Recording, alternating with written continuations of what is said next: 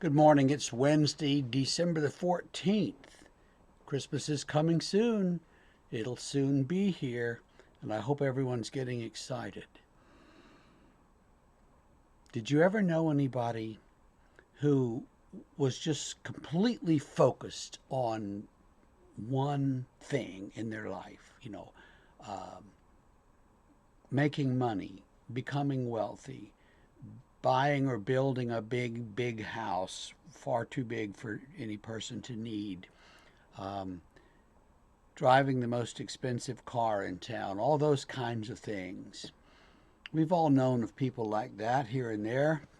Sometimes we can see them in public life or in our entertainment world quite clearly. Then I think about what Jesus said in the Sermon on the Mount, again in Matthew 6. Do not store up for yourselves treasures on earth, where moth and rust consume, and where thieves break in and steal, but store up for yourselves treasures in heaven, where neither moth nor rust consume, and where thieves do not break in and steal. For where your treasure is, there will your heart be also. That's something to remember. What is our heart focused on? What is it that we're most concerned about? What is it that we live or die for? What is it that we value deep inside and underneath all the rest of it? With all kinds of debt, and the pressures of expenses, and how am I going to live through the month, and how are we going to survive the pandemic, and how are we going to survive our business being closed or slowed down? How are we going to make it? These are real questions that people have.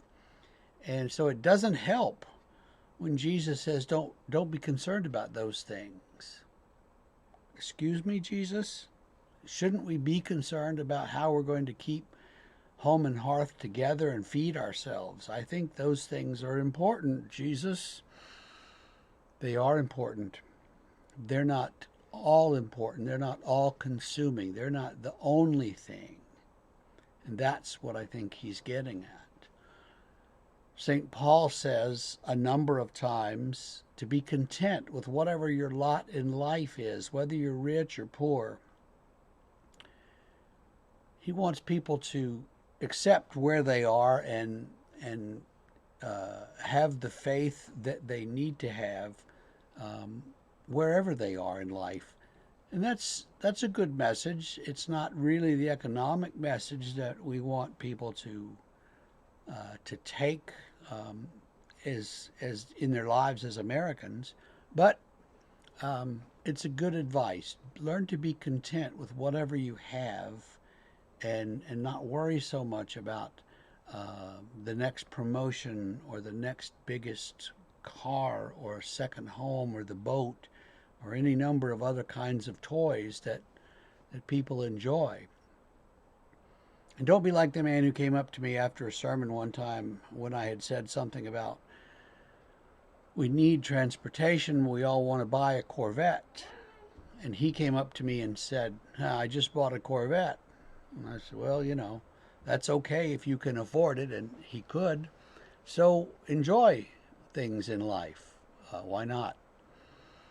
But let your treasure, the things that you really treasure, where your heart treasures things, let those be the things in heaven. Have a great day. We'll see you tomorrow.